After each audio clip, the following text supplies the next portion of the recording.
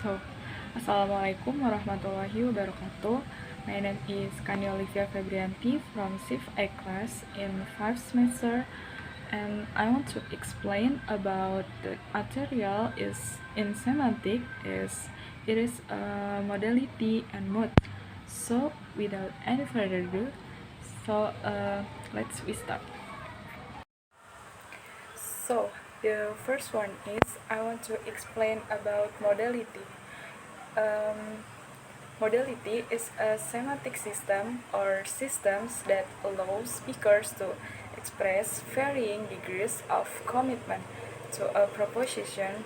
It is typically divided into deontic modality relating to judgments of social obligation, permission and prohibition, and epistemic modality relating to judgments of facts. Said John, page 447. Types of modality. Epistemic modality. Speakers express their judgment about the factual status of the proposition, whereas with evidential modality, they indicate the evidence they have for its factual status. In Palmer, 2005, page 5. Note that epistemic modality deals with the possibility or impossibility of a certain proposition. For example, you can drive this car. A speaker can use this to mean either of the following. It is possible for you to drive this car, and you have my permission to drive this car. And the next one is deontic modality.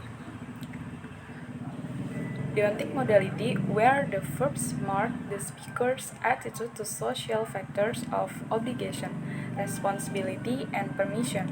Cite John, page 135. Example: disclosing what must be done. The first, you must take these books back. The second one is you should take these books back. You need to take these books back, and etc. Or reveal what to do. You can leave them there, or you could leave them there, or you might leave them there. The next one is obligation. Obligation is when you are obligated to do something or required to do something. Something required of you by law or custom. Obligation indicates you have to do the thing whether you like or not. No other options. Example: visitors must not to eat and drink inside the museum. The second one is I have to stop my car when the red light. And the next is necessity. This is a requirement to do something which comes from external circumstances. For example, rules and customs, or the situation. Necessity means that you can have alternative choice. Maybe you can stop to do other things. For example, you must keep the house clean every day. Or the another example is he must stop working so hard. We must eat before we go. And the next is possibility. Possibility modality means that its subject centered is expressed with the modal verbs can and may. Cradle 1998, page 243. An example: Edward can lift 250 pounds. He has strength and training. The second is Sally can speak 4 languages. The next one is probability. Probability modality is a variable quantity. A given proposition may be highly probable, fairly likely, rather unlikely, or improbable, though still possible.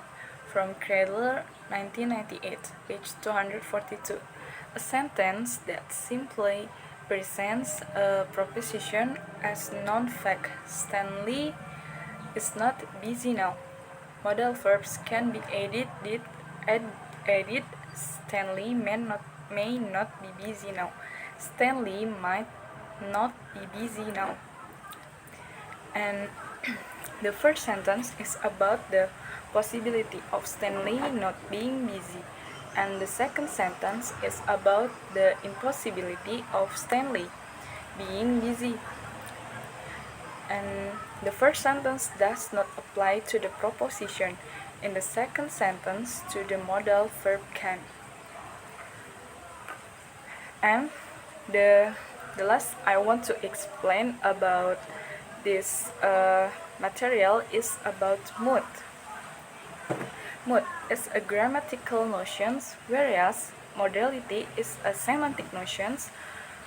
The form a verb text to show how it is to be regarded. Example, as a fact, a command, a wish, and certainty.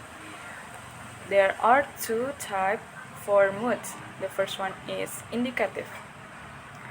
Indicative is used in sentences or clauses that are typically used to make factual statements. For example, the sun rises at